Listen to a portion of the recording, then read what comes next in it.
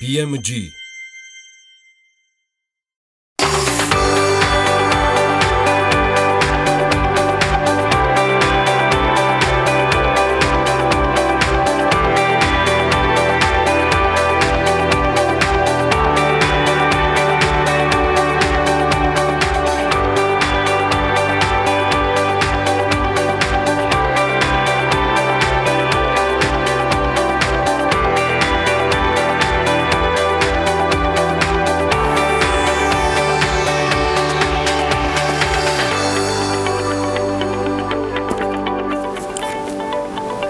როშაძე ათრჩეულ ევროპელ ქალ რეჟისორს შორის დასახელდა სიდნეის საერთაშორისო კინოფესტივალის სპეციალურ პროგრამაზე რამდენიმე წამში ვსაუბრობთ. ქართული ანიმაციური ფილმის ჯინო ჩვენების უფლება იაპონიაში, კორეაში, საფრანგეთში, ესპანეთსა და ამერიკის შეერთებულ შტატებში გაიყიდა. თბილისის მე-11 საერთაშორისო სტუდენტური კინოფესტივალის გამარჯვებულები გამოავლინეს.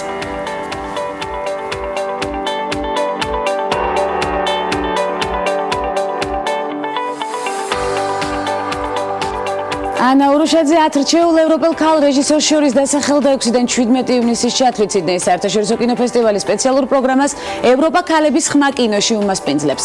პროგრამაში მონაწილე ფილმები უკვე არაერთი საერთაშორისო ჯილდოს მფლობელი ნამუშევრებია. პროგრამა უკვე მესამე წელია ავსტრალიაში სიდნეის კინოფესტივალისა და European Film Promotion-ის კოლაბორაციის შედეგად იმართება. ევროპული კინოცენტრი EFP-ის 23 წევრს შორის არის შესაბამისად ორგანიზაციასთან ერთად ქართველი რეჟისორის და ფილმის წარმოდგენის სწორედ ეროვნული კინოცენტრი. წელს ივნისში 10 გამოჩენილ ევროპელ ქალ რეჟისორს და მათ ნამუშევრებს ავსტრალიური აუდიტორია, მედია და კინოინდუსტრიის წევრები გაიცნობენ. ახალგაზრდა ქართველი რეჟისორის წარმატებული სადებიუტო ნამუშევარი საშიში დედა თავდაპირველად 37, შემდეგ კი საფინალო 10 ფილმს შორის შეირჩა. საბოლოო სელექცია მოხდა ფესტივალის დირექტორის ნაშენ მუდლის ხელმძღვანელობით. შარშან სიდნეის კინოფესტივალის პროგრამა ქალების ხმა კინოში რუსუდან გლურჯიძეც და მის ფილმს ხვისის სახლი მასპინძლობდა და არ გამოგვჩენია ცხადია ეს ფაქტიც. მორიგი საამაყო ინფორმაციის შემდეგ ნახოთ გადაცემის ანონსი და დღევანდელი სტუმრების ჩამონათვალი დილამშვიდობის. მორიგი ნარატივი სამშაბათ სტუმრებთან ერთად. გულიკო ზუმბაძე, თბილისის მე-4 და მე-5 მოწვევის საკრებულოს წევრი და ქეთევან კრიალაშვილი, ეკონომიკური განათლებისა და სტრატეგიული კვლევის ცენტრის ხელმძღვანელი ნარატივით. ეს ქალების ნარატივია. გვანცალ აღიძესთან ერთად. ქართული ანიმაციური ფილმის ჯინო ჩვენების უფლება იაპონიაში, კორეაში, საფრანგეთში, ესპანეთსა და ამერიკის შეერთებულ შტატებში გაიყიდა. მხარეებმა კონტრაქტს ხელი უკვე მოაწერეს. ჯინოს დისტრიბუცია სულ მალე დაიწყება. ჩვენებების განრიგს კი ლოს-ანჯელესის დისნეის კინოთეატრი დაასრულებს. ჯინო პირველი ქართული 3D ანიმაციაა, რომელიც ეროვნული კინოცენტრის მხარდაჭერით შეიქმნა. ით გომბეშო ჯინოსა და მის მეზობლების თავგადასავლის შესახებ მოგვითხრობს. ჯინო ბოლო პერიოდის ერთ-ერთი ყველაზე წარმატებული ქართული ანიმაციური ფილმია. გვახსოვს ეს ფაქტიც, მისი პრემიერა ანსის საერთაშორისო კინოფესტივალის საკონკურსო პროგრამაში შედგა და მას შემდეგ არაერთი პრესტიჟული საერთაშორისო ჯილდო მოიპოვა. თბილისის მე-11 საერთაშორისო სტუდენტური კინოფესტივალის გამარჯვებულები გამოავლინეს. საქართველოს შოთა რუსთაველის თეატრისა და კინოს სახელმწიფო უნივერსიტეტის ორგანიზებით თბილისის რიგით მე-11 საერთაშორისო სტუდენტური კინოფესტივალი 30 მაისიდან 3 ივნისის ჩათვლით გაიმართა. პროექტი საქართველოს კულტურისა და სპორტის სამინისტროს, ქალაქ თბილისის მერიის და კინემატოგრაფიის ეროვნული ცენტრის მხარდაჭერით განხორციელდა ჩექინ ჯორჯიას ფარგლებში. 3 ივნის განახლებულ კინოთეატრში სპარტაკი კინოფესტივალის დაჯილდოების ცერემონიაც გაიმართა, რომელზეც 2018 წლის გამარჯვებულები გამოავლინეს, რომელთა შორის არიან ჯასტინ კაპელე, შართაგ ბასინი, ბარაკ ჩერქეზიშვილი და ბროდი სტეფენსონი. ცნობილი კროქსები, როგორც ჩანს, მსოფლიოში სულ უფრო პოპულარული ხდება. ნიუ-იორკის ქუჩის სტილის მიმდევრებისთვის ახალი ჰიტი უკვე მზადაა 14 ივნისიდან. არც მეტი, არც ნაკლები, წინდებიანი კროქსები გაიყიდება. ახალი საქორწინო მოდელი ალიფთან კოლაბორაციით შეიქმნა და თეთრი ფეხსაცმელი და ლურჯ წითელ ზოლებიანი თეთრი წინდა ლიმიტირებული კოლექცია ამ კომბინაციით გამოვიდა. როგორც კომპანიის წარმომადგენლები უწოდებენ, სეზონის ახალი ჰიტი $140 ეღირება და ნიუ-იორკის გარდა ბრენდის სხვა პროდუქციის მსგავსად ინტერნეტითაც გაიყიდება. მორიგი აქტუალური საკითხის განხილვით სტუმრების ბლოგში ხვდებით რამდენიმე წამში დაგველოდეთ.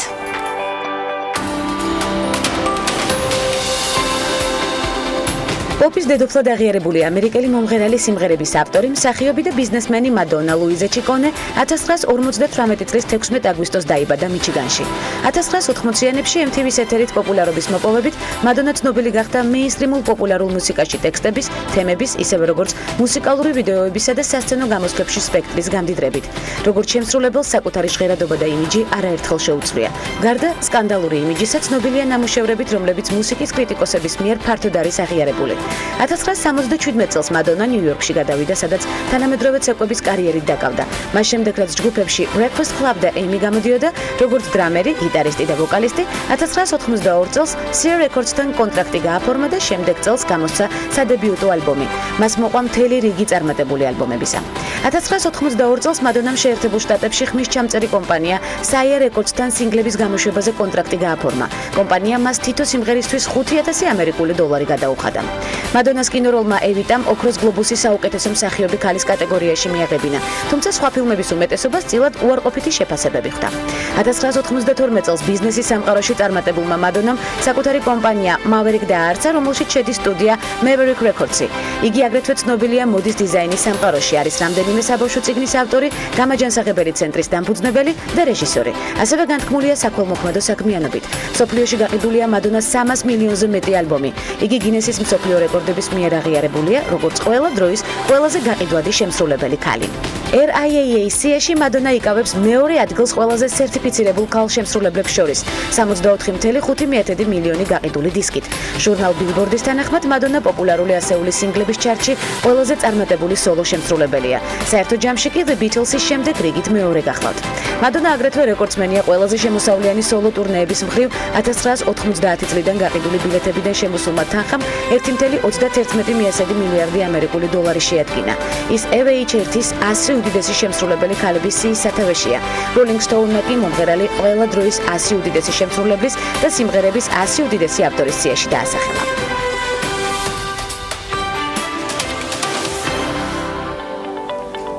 მადონას წარმატების ისტორიის შემდეგ ნარატივით აქტუალურ საკითხს ვეხმაურებით, ამჟამად სატრანსპორტო კოლაფს განვიხილავთ და ვეძებთ გამოსავალს. გულიკო ზუმბაძე თბილისის მე-4 და მე-5 მოწვევის საკრებულოს წევრი ნარატივით მორიგად და მნიშვნელოვანი თემით მოგესალმებით, კალპტონო გულიკო, უღმესი მადლობა გადაცემაში მონაწილეობისთვის და დროის დათმობისთვის ცხადია. გუშინ მოხდა თბილისის მერის და მეტროს მემანქანების შეხვედრა, თუმცა შეთანხმება არ მიღწეულა, როგორც ვიცით. როგორია თქვენი რეკომენდაციები კონსტრუქციული საუბრის გამართვისთვის და რა მთავარი მიზეზის გამო მივიღეთ შედეგი პროტესტი? მოგესალმებით კიდევ ერთხელ. მე მინდა ცოტა უკან გადავინაცვლო 2012 წელს, როდესაც მოხდა ყვითელი ავტობუსის ბრძოლების გაფიცვა და მოთხოვნები მათი იყო ძალიან სამართლიანი. ეს ეხებოდა რა თქმა უნდა პირველ რიგში სამუშაო პირობებს, ანაზღაურების საკითხს, შესვენების საკითხს და ბრძოლები მაშინ ნამდვილად იყვნენ მძიმე მდგომარეობაში.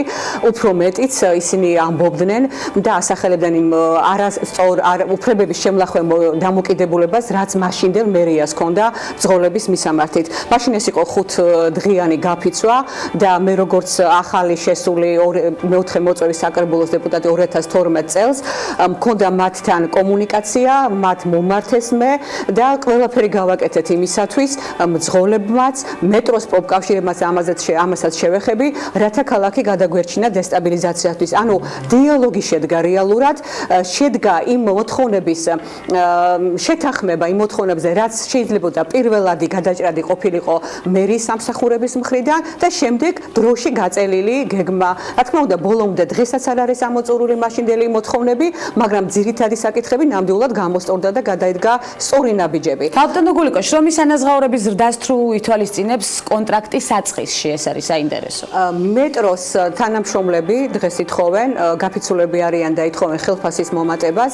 მაშინ 2012 წელს დაყენებული საკითხი 2013 წელს მოხდა მათი ხელფასის მომატება.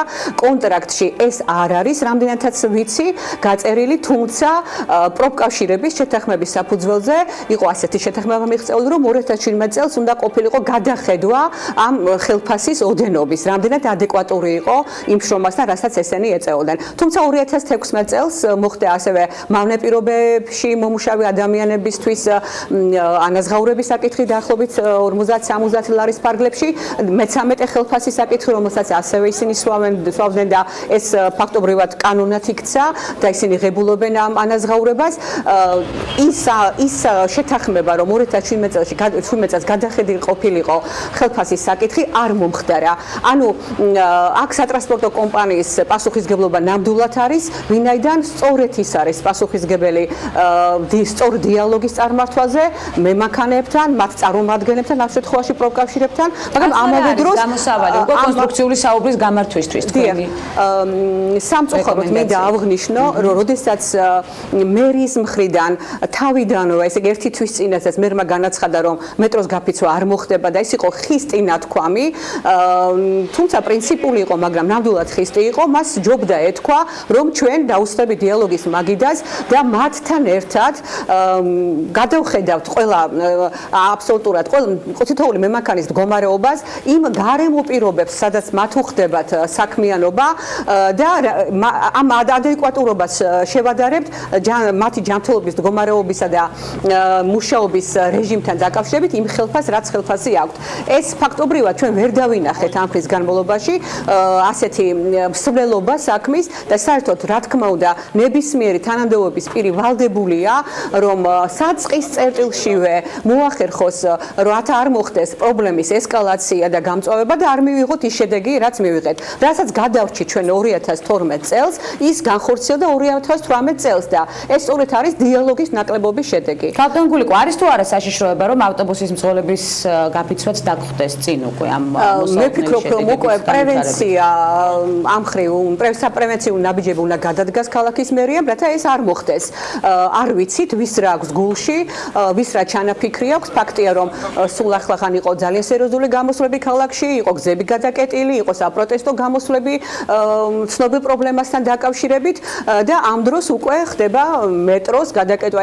ეს ყველაფერი მოქმედებს ჩვენი მოქალაქეების განწყობილებაზე, მათ შრომისუნარიანობაზე და არ შეიძლება, რა თქმა უნდა, მიეწყოს ასეთ რეჟიმში, ასეთი საპროტესტო ტალღა. თუმცა მე ვფიქრობ, რომ ერთობა 2013, რომელიც გახლავთ პროფკავშირები და რომელიც ახორციელებს ამ გაფიცვას, მათ კარგი იქნებოდა, რომ ყოფნოდათ სახელმწიფოებრივად და საზოგადოების ინტერესებიდან გამომდინარე მიდგომოდნენ ამ საკითხს და იმ პირობებში, როდესაც ასეთი რამ ხდებოდა ქალაქში, კიდევ არ დაემატებინათ ფსიქოლოგურად ძალიან ძნელად გადასატანი და ამავე დროს, რა თქმა უნდა, ადამიანებს უფერხდებათ გადაადგილება და მათ სერიოზული პრობლემები ექმნებათ მეტროს გაჩერებასთან დაკავშირებით და კიდევ ერთხელ ბოლომდე ამოეწურა დიალოგის შესაძლებლობები. აი ცით რა არის, ორმხრივი პასუხისგებლობა უნდა იყოს საზოგადოებასაც, უნდა კონდეს თავისი წილი პასუხისგებლობა და რა თქმა უნდა, მეტი წილი პასუხისგებლობა ხელმძღვანელებს, თანამდებობების პირებს, რათა არ დაუშვან პრობლემის ესკალაცია და გამწვავება. აი ამ ვითარებაში რა არის გამოსავალი და პირველი ნაბიჯი გადასათქმელი მისი მხრიდან? მე ასე ვფიქრობ, რომ როდესაც ორივე მხარე არის უკვე მტკიცე პოზიციაზე და ერთი მხარე ამ შემთხვევაში მერის მხარე უკვე აჟღერებს იმ წინადადებას, რომ მოხდეს მათი პასუხისგებლობის საკითხი, აქ უკვე რა თქმა უნდა დიალოგი შეიძლება შევიდეს ჩიხში. მაგრამ ვფიქრობ, რომ უნდა გამოჩნდეს ორგანიზაციები, ადამიანთა ჯგუფი, რომელიც მედიატორის როლს შეასრულებენ და ორივე მხარესთან ერთად მოაგვარებენ ამ საკითხს. მე ვფიქრობ, რომ ჩვენი მოქალაქეები, იგივე მემანქანები, აბსოლუტურად არიან საკმაოდ გათიცნობიერებული ადამიანები, თუ მათ დაუსაბუთებთ და უნდა იყოს დასაბუთებული, რომ რა შესაძლებლობები აქვს ქალაქს ხელფასის მომატებასთან დაკავშირებით და გადაწყდება თანმიმდევრობით ამ პრობლემის მოგვარების საკითხი, რა თქმა უნდა, ის იქნება კარგი. ცალკე მინდა აღვნიშნო ის საკითხი, რომ ჩვენ არ გვაქვს ქვეყანაში ადამიანის უსაფრთხოებაზე ჩამოყალიბებული კანონით გაწერილი პროცედურები, ეს იქნება გვირაბი, ეს იქნება მეტრო თუ ნებისმიერი, სადაც ადამიანი მუშაობს, რომ შეფასდეს, ანუ იყოს რაღაც ფორმულა გამოყვანილი, შეფასდეს ადამიანის ჯანმრთელობის რისკი და იმის მიხედვით იყოს მისთვის კომპენსაცია, ხელფასი, დაზღვევა ჯანდაცვის და ასე შემდეგ. ანუ ეს თემები ჩვენ გვაქვს ძალიან მოიკოჭლებს ეს საკითხები და ეს არის პრინციპულად დასაყენებელი და გამოსასწორებელი. ეს არის სწორედ ის მნიშვნელოვანი საკითხი, რომლითაც გავაგრძელებთ ალბათ საუბარს ქალების ნარატივის სერიალში. უღრმესი მადლობა თქვენი აზრის დაფიქსირებისთვის და გამოხმაურებისთვის. ამ საუბარს ცხადია და ამ დიალოგის რეჟიმს გავაგრძელებთ. თუ თქვენ კომფორტულად იგრძნობთ თავს გადაცემაში ქალების ნარატივი, გულიკო ზუმბაძე თბილისის მე-4 და მე-5 მოწვევის საკრებულოს წევრი სტუმრობდა გადაცემას. ქალების ნარატივი მნიშვნელოვანი და აქტუალური საკითხით, რომელზე მსჯელობაც ცხადია გაგრძელდება ჩვენ გადაცემის სერიალში. მცირე სარეკლამო ბლოკის შემდეგ ბრუნდებით უკვე უცხოეთში განვითარებული მოვლენებით, მორიგ საინტერესო სტუმართან ერთად და მორიგი მნიშვნელოვანი აქცენტებით, რომელიც დღის განმავლობაში უნდა გავითვალისწინოთ და გველოთით.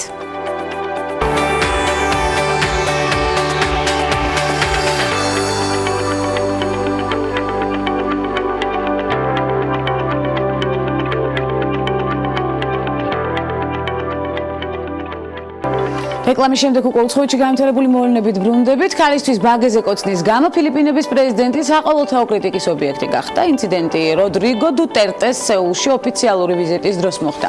ფილიპინების ლიდერი სამხრეთ კორეაში მცხოვრებ ემიგრანტებს სიტყვით მიმართავდა, როდესაც სცენაზე წიგნის გადასაცემად ორი ქალი მიიწვია. საჩუქრის სანაცვლოდ ერთ-ერთ მათგანს კი დუტერტემ ტუჩებში კოცნა მოსთხოვა. ფილიპინების პრეზიდენტის აქციელმა უფლებადამცველების განსაკუთრებული გაღიზიანება გამოიწვია, რადგან როდრიგო დუტერტე ქალების მიმართ ხშირად შეურაცხყოფელი განცხადებებით გამოირჩევა და სხვათა შორის არ გამოგვჩენია ეს ფაქტები ქალების ნარატივის არეალშიც. რეჟისორი ბრაიან დე პალმა ყოფილ პროდიუსერზე ჰარვი ვაინშტაინზე საშინელებათა ფილმს გადაიღებს. ამის შესახებ მან გაზეთ Le Parisien-თან ინტერვიუში ილაპარაკა. მე ამჟამად ამ საქმეზე სცენარს წერ და ერთ-ერთ ფრანგ პროდიუსერთან მოლაპარაკებებს ვაწარმოებ. ეს იქნება საშინელებათა ფილმი სექსუალურ მანიაკზე და სიუჟეტი კინოინდუსტრიაში განვითარდება, ყვება რეჟისორი.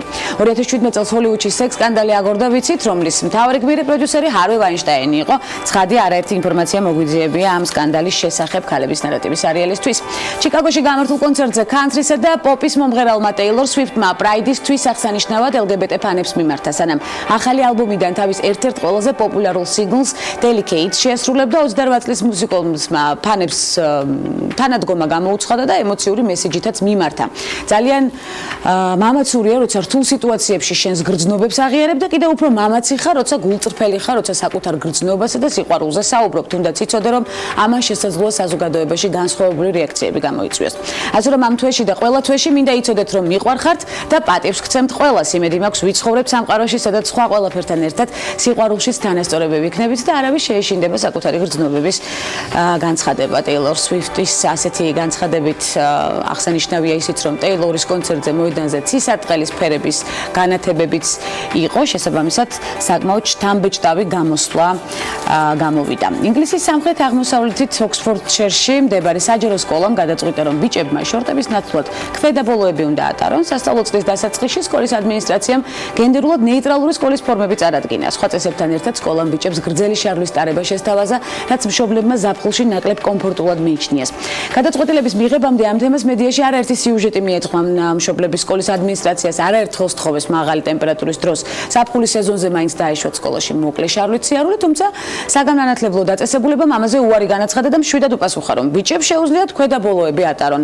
სკოლის ადმინისტრაციამ განმარტა, რომ ამ ფორმით მათ ტრანსექსუალური ადამიანების დისკრიმინაციისგან დაცვა და მათი უფლებების პატივისცემა სურთ. ამ თემას ალბათ დაუბრუნდებით და ეს სუბიექტური აზრიც დაბალანსდება. ორგანიზაცია Know Your Girls ისა და Susan G. Komen-მა სააგენტო AD Council-თან ერთად წამოიწყო კამპანია სახელწოდებით გოგონები, რომლებიც ყოველთვის შენთან იყვნენ, ერთ დღესაც შეიძლება გაქრნენ, რომლის მთავარი მიზანით საზოგადოებაში, განსაკუთრებით კი ქალბატონებში მკერდის კიბოსთან დაკავშირებული საკითხების მიმართ ცნობიერების ამაღლება და მეტი ყურადღების გამოჩენისკენ მოწოდება. ცნობილი ბრიტანელი მხატვრის სტენლი სპენსერის ნახატი, რომელიც 2012 წელს მისი სახელობის გალერეიდან მოიპარეს, პატრონს დაუბრუნეს. ტილო დასავლეთ ლონდონში ნარკომოვაჭრის სახლში აღმოაჩინეს. ადგილობრივი პოლიციის ცნობით $1,000,000 სტერლინგად შეფასებული ნახატი საწოლზე 3 კილოგრამ კოკაინთან და ექსტაზით სავსე ტომარასთან ერთად იდო. 28 წლის ჰარი ფიშერის სახლში ჩხრეკა გასული წლის ივნისში ჩატარდა. მან ბრალი აღიარა ნარკოტიკების გავრცელებისა და მოპარული ნივთების გაყიდვაშიც. ამის გამო ფიშერს 2.8 წლამდე პატიმრობა მიუსაჯეს და ჯერ რეგულაციაც და სარეგულირებელია და ამასაც აუცილებლად მოვიკითხავთ, რაც შეეხება მის საძინებელში ნაპოვნ ნახატის პატრონს მხოლოდ მიმდინარე წლის მაისში დაუბრუნეს. ამ თემიდან მთავარი ის არის, რომ პატრონს დაუბრუნდა ნახატი, რომელიც ასეთ ფასადაა შეფასებული. სერენა უილიამსი როლან გაროსის მეოთხე ტურში მარია შარაპოვას უნდა დაპირისპირებოდა, თუმცა ამერიკელმა ტრავმის გამო ტურნირზე მონაწილეობა შეწყვიტა. 23 გრანდ სლემის მფლობელი ჩოგბურთის ცოტა ხნის წინ დაუბრუნდა და ტურნირის პირველ შეხვედრებში ძალიან კარგად გამოიყურებოდა კიდეც, ვიცით. პრობლემები მარჯვენა პექტორალურ კუნძზე მაქვს, რის გამოც მოწოდება მიჭირს, არ ვიცი, ვიასპარეზებ თუ არა უიმბლდონზე, ამას გამოკვლევების შემდეგ ვიტყვი, თქვა 36 წლის სპორტსმენმა. სწორედ ვაგრძელებთ თემას. სპორტი, ბიზნესი და მოდის ინდუსტრია ეს ის საქმიანობების სფეროებია, რომელიც სერენა უილიამსის ცხოვრების გარკვეულ ეტაპებს ენაცვლებოდა, თუმცა სპორტსმენმა მოახერხა სამივე სფერო ერთმანეთისთვის შეეთავსებინა. Forbes-ი აქვეყნებს ვრცელ სტატიას სერენა უილიამსის წარმატების შესახებ, როგორია სპორტსმენის მიღწევები და გამოწვევები, ვნახოთ ანუკა ჯოხაძის სიუჟეტში.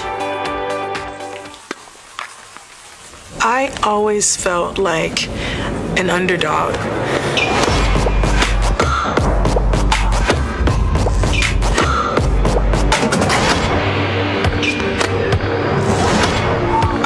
always felt like I was just fighting to make it. ერთი ქალის წარმატება უნდა იყოს მეორესთვის ინსპირაცია, ჩვენ უნდა შევძლოთ ერთმანეთის გამხნევება. უნდა ვიყოთ იმაზე უფრო გაბედულები ვიდრე ვართ და იმაზე კეთილები ვიდრე ოდესმე ვყოფილ ვართ.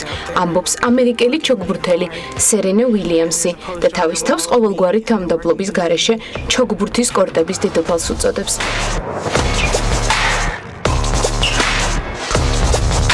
I was Venus Williams' younger sister.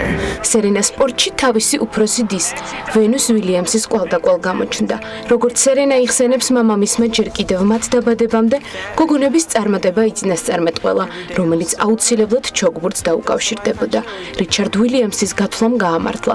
კარიერის განმავლობაში დებმა საერთო ჯამში 125 მილიონი ამერიკული დოლარის მოპოვება მოახერხეს.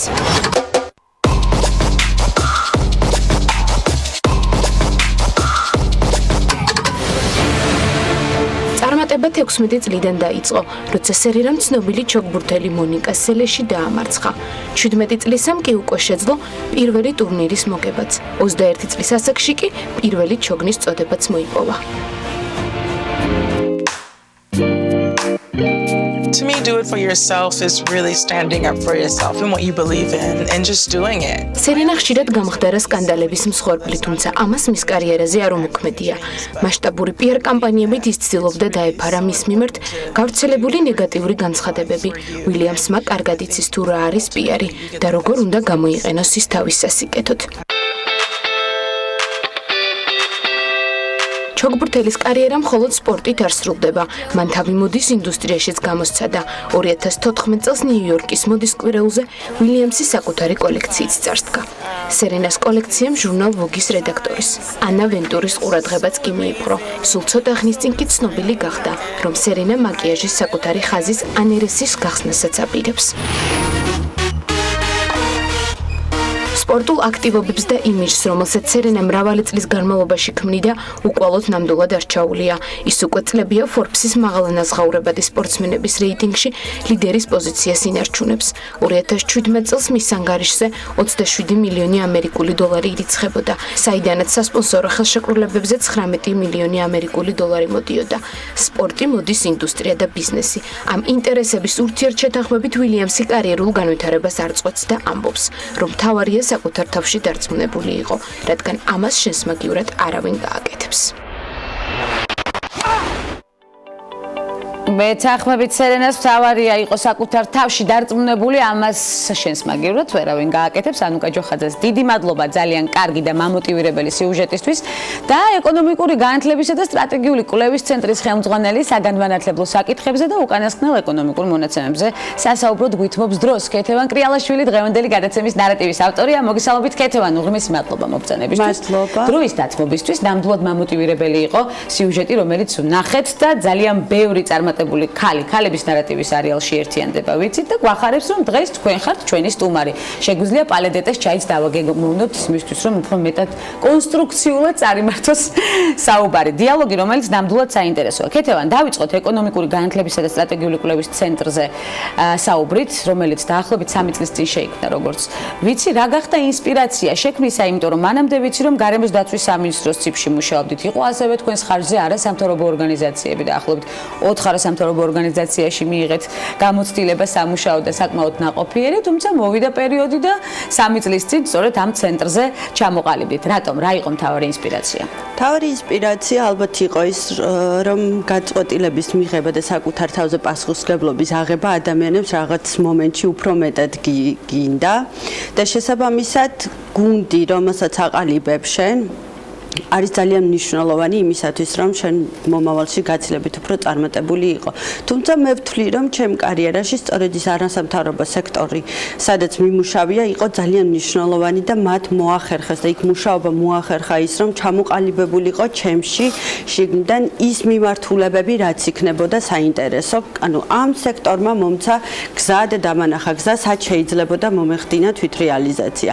შესაბამისად, უკვე 2015 წელს მე და ჩემმა რამდენიმე მეგობარმა გადავწყვიტეთ ეს არასამთავრობო ორგანიზაცია დაგვეფუძნებინა. ძალიან დიდი მხარდაჭერა იყო საქართველოში მოქმედი გერმანული ფონდის ფრიდრიხ ნაუმანის ფონდის, რომლის დახმარებითაც უკვე დავიწყეთ პოპულარიზაცია გარკვეული თემების განათლების მიმართულებით, იყო საჯარო ლექციები არა მარტო თბილისში, არამედ რეგიონებში, იცით ალბათ და არ ვიტყვი არაფერს ახალს, რომ რეგიონებში კიდევ უფრო ვთქვათ განსხვავდება რეგიონებში განათლების დონე იგივე თბილისის დონესთან შედარებით, თუმცა მე მაინც მიმაჩნია, რომ ჯერ კიდევ ძალიან შორს ვართ იმ მაღალი დონის განათლებასთან, რომელიც სოფლიოში არის აპრობირებული და რომ განათლების სისტემას დღეს აკლია მეთოდიკა განათლების მიღების, ჯერ კიდევ ორიენტირებულები ვართ ეგრეთ წოდებულ სალექციო კურსებზე, სადაც სტუდენტებს ნაკლები შესაძლებლობები აქვს მეტი პრაქტიკის, გაზიარება და ჩართულობა ნაკლებად ხდება, თუმცა დღესდღეობით უკვე მეტნაკლებად გარკვეულწილად ლექტორთა რაღაც ნაწილი ცდილობს, რომ უფრო მეტად ორიენტირებული გახადონ სტუდენტები დამოუკიდებელ კვლევაზე და ისინი გახდნენ მიმართულების მიმცემები და არა ცოდნის მიმცემები, იმიტომ რომ ცოდნის მიღების საშუალებები დღეს უკვე ძალიან ბევრია, ინტერნეტ ტექნოლოგიები და ინტერნეტში არსებული რესურსები, იგივე ტრენინგები, სასწავლო კურსები საშუალებას იძლევა იმის, რომ მიიღო საკმარისი ცოდნა, თუმცა თვითრეალიზაციისთვის საჭიროა უკვე გამოცდილება და გარკვეული რაღაც უნარები, რომელსაც აუცილებლად გარკვეული საქმიანობის და პრაქტიკული შემოქმედების და პრაქტიკული მუშაობის შემდეგ მიიღებ. ქეთევან, ეკონომიკური განათლებისა და სტრატეგიული კვლევის ცენტრს აქვს ახალი იდეები პროგრამასთან დაკავშირებით, რომლის დანერგვასაც უახლოეს მომავალში გეგმავთ. რას ეხება ეს პროგრამა? სწორედ ეს მიმართულება არის ჩვენ შევქმნით ეგრეთ წოდებული განათლების ჰაბი, სადაც არასტანდარტული მეთოდებით შევძლებთ დაკავშირებას ბიზნეს სექტორის და სტუდენტების და წარმატებული ადამიანების. მთავარი მოტივი და მთავარი მესიჯი არის ის, რომ მოხდეს გამოცდილების გაზიარება. გამოცდილების გაზიარების პროცესში ადამიანებს შეუძლიათ იყვნენ ეგრეთ წოდებული სპიკერები, ეს მათ სურვილზეა დამოკიდებული, იყვნენ როგორც ასეთი აი ამ შეხვედრების პროცესში თანაჩართულები, საკუთარი აზრი დააფიქსირონ და შეუძლიათ იყვნენ მსმენელებიც. ეს აბსოლუტურად მათზე არის დამოკიდებული. მთავარი მოტივი არის ის, რომ როგორღაც მოვახერხოთ ის, რომ მეტად მოხდეს ჩართულობა და ქსელების ფორმირება, იგივე დამსაქმებასა და ახალგაზრდა სტუდენტებს შორის, იმიტომ რომ ხშირად ჩვენ რასაც ვაკვირდებით, ხდება ხოლმე ისე, რომ წარმატებული სტუდენტებს სჭირდებათ გარკვეულწილად რაღაც მიმართულებები, მაგრამ სამუშაოს ძიების პროცესებში მათი უნარები გასაუბრების პერიოდში ვერ წარმოჩინდება, იმიტომ რომ მათ აკლიათ საკუთარი თავის წარმოჩინების უნარები, ესე რომ ვთქვათ. შესაბამისად, ხდება ხოლმე ისეც, როდესაც ერთი ან ორი გასაუბრებით, მაშინ როდესაც ვთქვათ, ჰედი არ არის გასაუბრების პროცესში და შუარგოლი ახორციელებს გასაუბრების პროცესს, შეიძლება ვერ მიიტანოს სწორად მესიჯი იმ ხელმძღვანელთან. ამიტომ დღესდღეობით, რასაც ვაკვირდები სამუშაო ბაზარზე, არის გარკვეულწილად რაღაც ჯგუფები, მარკეტოლოგები ერთად, PR სპეციალისტები ერთად, HR ადამიანები ერთად, ისინი რაღაცნაირად ერთ ჯგუფს წარმოადგენენ, მაგრამ მათი კავშირი ეგრეთ წოდებული ლინკი ესეთი არ არსებობს და ძალიან მნიშვნელოვანია, როდესაც ხელმძღვანელი პირები შეძლებენ უშუალოდ პროცესში ჩართულობას და კი ბატონო, კომუნიკაცია უკვე შესაძლებლობებს ბუნებრივია და თქვენ ამის შესაძლებლობას დაბადებთ ძალიან მალე, როდის ჩაიშვება ეს პროგრამა? ეს ზაფხულის პერიოდი იქნება მოსამზადებელი პერიოდი, სექტემბრიდან დავიწყებთ უკვე აქტიურ მუშაობას. მე ერთ-ერთი პროექტი, რომელიც აი ამ ცენტრის ფარგლებში განვახორციელე იყო ეგრეთ წოდებული ლიდერი, ეს იყო თანაორგანიზატორი იყო ეს ჩვენი ორგანიზაცია თბილისის სახელმწიფო უნივერსიტეტთან ერთად. 30 საუკეთესო სტუდენტი იყო აი ამ პროექტში ჩართული, აბსოლუტურად უფასო. ჩვენ ვახერხებდით იმათ, რომ მათი კომუნიკაცია სხვადასხვა სახელმწიფო თუ ბიზნეს სექტორებთან შემდგარიყო, საჯარო ლექციების უშუალოდ ბიზნესის დათვალიერების შესაძლებლობებსაც ვიძლეოდით და საკმაოდ ბევრი მათგანი დღეს უკვე დასაქმდა და წარმატებულია. შესაბამისად, ვფიქრობ, რომ კეთის მთავარი მიზანია ხელი შეუწყოს სტუდენტებს, დასაქმებულ ადამიანებს, წარმატებას და ეკონომიკურ ზრდას. მივედით თქვენს პროფესიამდე. რა იყო თქვენი პირველადი პროფესიული არჩევანი, კეთი? ეკონომიკა, საერთაშორისო ეკონომიკა. რატომ იყო ეს არჩევანი თქვენთვის მნიშვნელოვანი? თუ თქვენ შევით მოხვედით ამ მიზნამდე და უკვე რეალიზებამდე თუ თქვენი გადაწყვეტილება იყო? ეს იყო აბსოლუტურად ჩემი გადაწყვეტილება. მე მაქვს ბედნიერება იმის, რომ მშობლები აბსოლუტურად პატივს ცემენ იმ გადაწყვეტილებას, რომელსაც ვიღებ და არასოდეს არ შემქმნია პრობლემა პირიქით. ეს ძალიან მნიშვნელოვანია. აბსოლუტურად მხარში მიდგანან და გარდა იმისა ვამბობ კიდევაც, რომ მთელი ამ ცხოვრების განმავლობაში ვცხოვრობდი ისე, რომ ის რაღაც ქალური საქმეები, რომელიც თან გვახლავს, აბსოლუტურად აცილებული იყო ჩემგან და შესაძლებელი იყო? შესაძლებელი იყო ეს და ამან მომცა საშუალება უფრო მეტი დრო დამეთმო ჩემი კარიერისთვის. კარიერა, რომელიც ზენიტშია და რომელიც კიდევ უფრო ზენიტში წავა ცოტა ხანში, ცხადია, ძალიან ბევრი ინიციატივის ფონზე და იმ პროგრამის ფონზე, რასაც ნერგავთ. მე მინდა ვისაუბრო უკვე უკანასკნელ ეკონომიკურ მონაცემებზე, რომელიც ხელთვაბ გვაქვს და ამის გაშიფრვა შეგვიძლია უკვე ქალების ნარატივის სერიალში, რომელიც მოიცავს ცხოვრების დონეს, ცხადია, უმუშევრობას, სიღარიბის დონეს. რა მონაცემები გვაქვს, რა ვითარებაში ვართ ამ მიმართულებით? ამ ვითარებაში ვერ ვიტყვი რომ კარგ მდგომარეობაში ვართ.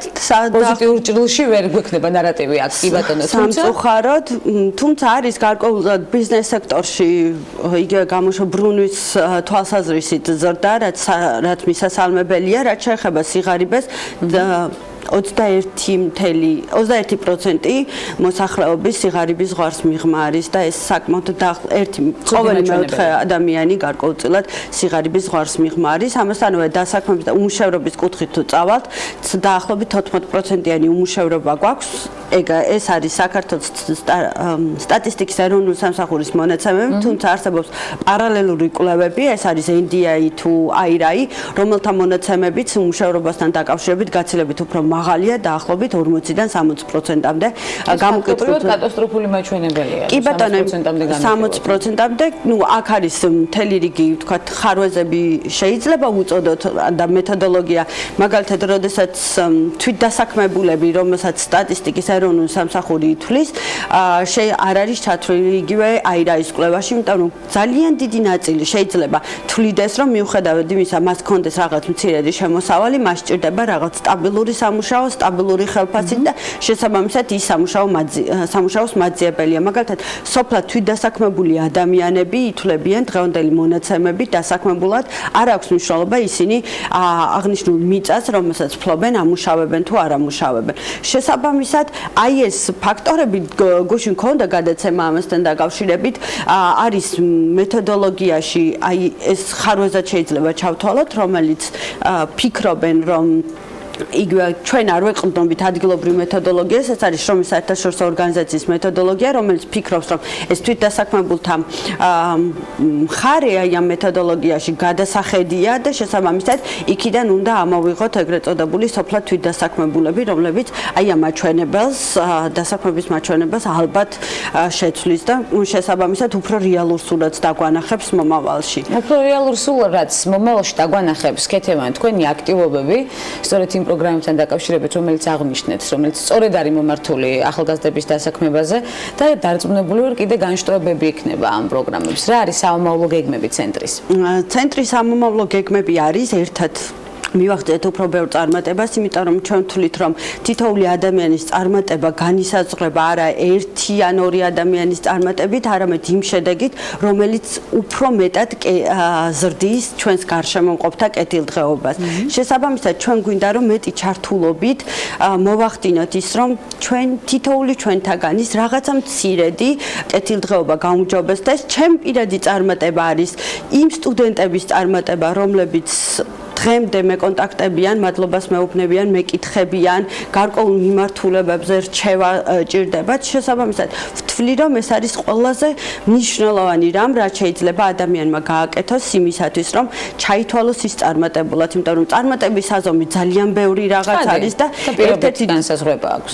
კი ბატონო, მაგრამ მაინც საჭიროა, რომ ჩვენ ჩავთვალოთ გუნდურად მუშაობა, ჩართულობა, შევქმნათ ჯანსაღი კონკურენტული გარემო, წინააღმდეგ შემთხვევაში შემთხვევაში ვერ მივახტებთ იმ შედეგს, იმიტომ რომ კონკურენცია იძლევა ყველაზე კარგ мотивაციას იმისთვის, რომ შენი საქმიანობა კიდევ უფრო პროდუქტიული გახადო და ბიზნესთან დაკავშირებითაც სწორედ ვცდილობთ და მიგვაჩნია, როგორც ეკონომისტი ვიტყვი, რომ აუცილებელია ჯანსაღი ბიზნეს გარემოს შექმნა და რაც შეიძლება მეტად სახელმწიფო სტრუქტურებმა უარი თქვან გარკვეულწილად რაღაც ბიზნეს საქმიანობებზე და ბიზნესს მისცენ მეტი ველი იმისათვის, რომ მათ ჯანსაღი კონკურენციის პირობებში მიაღწიონ უფრო მეტ წარმატებას, უფრო მეტ ეკონომიკურ ზრდას, მეტი პროდუქციის გამოშვებას და კამპანიასაც ხომ არ გეგმავთ ცენტრის ფარგლებში სწორედ მეტი ბიზნესის საზოგადოებას. ჩვენ ისეთი мотивация იყო და ისეთი შემართებითი წინადადება, რომ ჩვენ გვაქვს ერთი ძალიან ისეთი დიადი მიზანი ემსახურება იმას, რომ რაც შეიძლება მეტად მოვახდინოთ